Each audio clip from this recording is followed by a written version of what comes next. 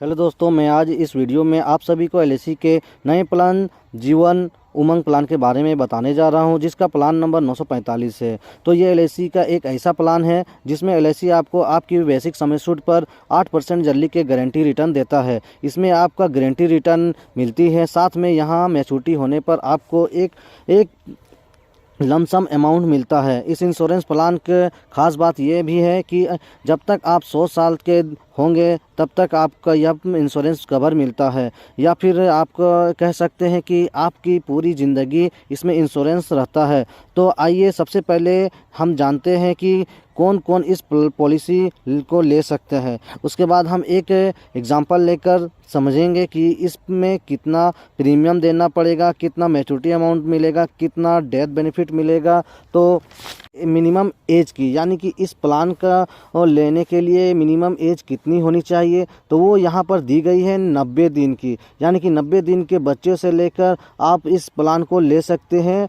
तो उसके बाद बात करते हैं प्रीमियम पेइंग टर्म की, यानी कि अगर आप इस पॉलिसी को लेते हैं तो आपका कितना साल प्रीमियम पे करना होगा। तो इसमें 4 ऑप्शन दिए हैं, तो इन 4 ऑप्शन में से आप कोई भी ऑप्शन चुन सकते हैं। तो सबसे पहले आपको ऑप्शन दिया है 15 साल का, दूसरा ऑप्शन है 20 साल के, तीसरे ऑप्शन है 25 साल के, और जो चौथा ऑप्शन है दिया गया है वो 30 साल का दिया गया है। इसमें से आप कोई भी प्रीमियम पेइंग टर्म ले सकते हैं। उसके बाद बात आती है मैक्सिमम एज की, यानी कि ज़्यादा से ज़्यादा इस प्लान को लेने के लिए आपकी एज कितनी होनी चाहिए। अगर आप 15 साल के लिए प्रीमियम टर्म लेते हैं तो यहाँ पर 55 साल की व्यक्ति ले सकते हैं। उसके बाद अगर आप 20 साल के लिए प्रीमियम पेइंग टर्म लेना चाहते हैं तो ज़्यादा से ज़्यादा 50 साल होनी चाहिए, यानी 90 दिन के बच्चे से लेकर 50 साल के व्यक्ति तक ले सकते हैं प्लान को।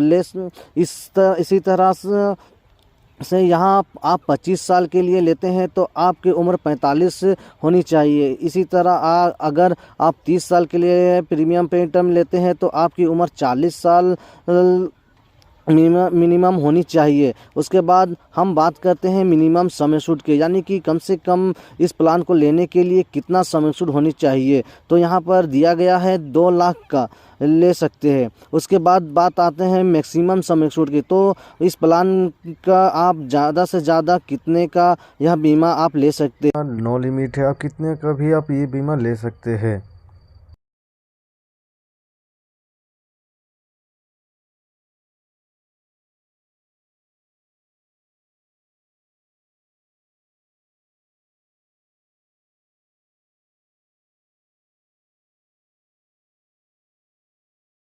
अगर देखते हैं, अगर पॉलिसी होल्डर के डेथ हो जाते हैं तो यहाँ पर इस पॉलिसी का क्या बेनिफिट है।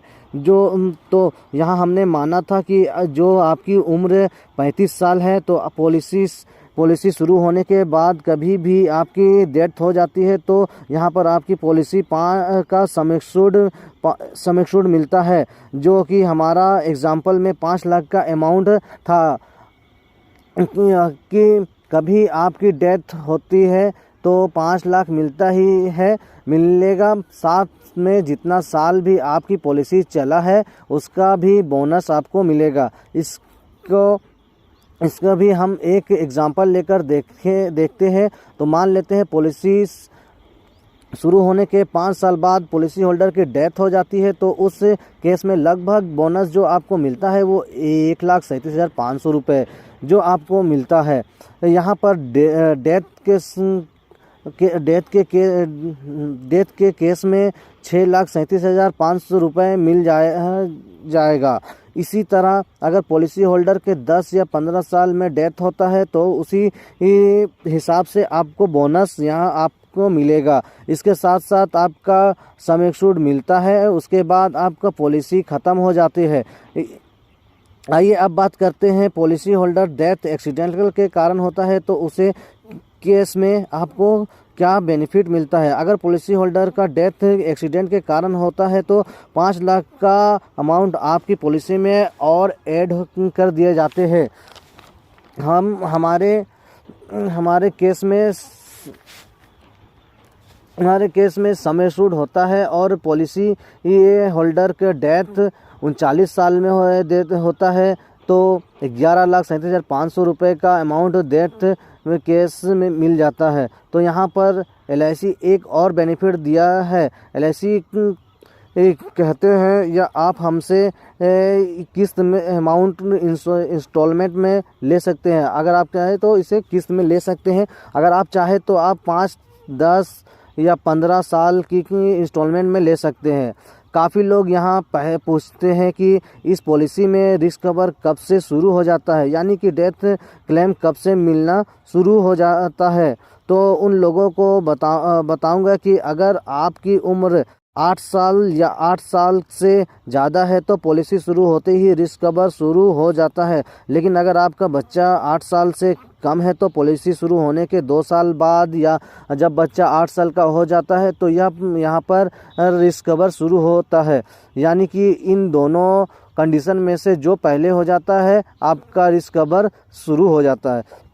तो आइए इसके अदर बेनिफिट के बारे में जानते हैं। तो यहाँ पॉलिसी को लेते हैं एडिशनल राइडर के बारे में जानते हैं। एडिशनल राइडर लेने के लिए आपको कुछ एक्स्ट्रा प्रीमियम देना होगा। तो सबसे पहले आपको एक राइडर मिलता है, accidental rider, term insurance rider, critical rider, premium waiver benefit rider मिल पाता है।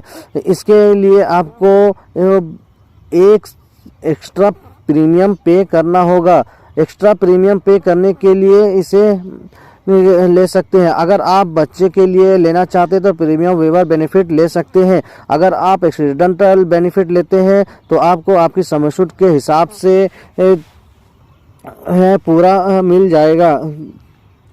और इसके दूसरा बेनिफिट के बारे में जानते हैं तो लोन के, जो आप 2 साल अगर अपनी पॉलिसी को चला लिए हैं तो आप इस पॉलिसी को 2 साल में कभी भी अपने अकाउंट से लोन ले सकते हैं। और तीसरा है आपका बेनिफिट, इसमें आप इसको सरेंडर भी कर सकते हैं। 2 साल के बाद चलाने के बाद सरेंडर कर सकते हैं। इसी तरह से टैक्स बेनिफिट के बात करें तो टैक्स फ्री है। अगर आप ईयरली प्रीमियम करते हैं तो आपको 2% का डिस्काउंट मिलता है। अगर आप इसे हाफ में ईयरली करना चाहते हैं तो आपको 1% का डिस्काउंट मिल जाता है।